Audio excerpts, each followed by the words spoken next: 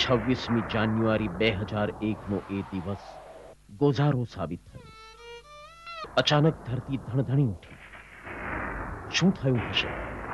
સૌના ચહેરા પર આશ્ચર્ય અને ભય હતા.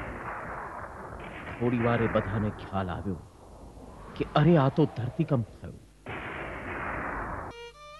ઠેર ઠેર અરેરાટી ભર્યા ચિત્કારો સંભળાવા લાગ્યા.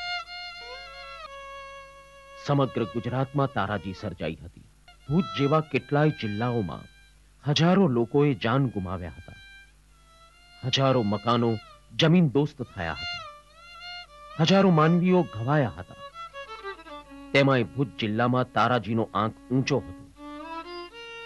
ભૂકંપના રાક્ષસે ગરીબ તવંગર નાના મોટા સૌ કોઈને તેના ભરડામાં લીધા. ભૂકંપે કાળો કેર વર્તાવ્યો હતો. થોડો વખત પહેલા જ જ્યાં જીવંત ચહલપહલ હતી, ત્યાં ભૂકંપને કારણે સ્મશાનવત શાંતિ પ્રવર્તી ગઈ. હજુ પણ લોકો ભય અને આતંકના ઓથાર નીચે જીવતા હતા. હજારો લોકો બેઘર બની ગયા હતા. હજારો માણસો ઘાયલ થઈ ગયા હતા. સેંકડો પરિવારો નંદવાઈ ગયા. અનેક માણસોએ સર્વસ્વ ગુમાવ્યું, સાથે સ્વજનો પણ ગુમાવ્યા.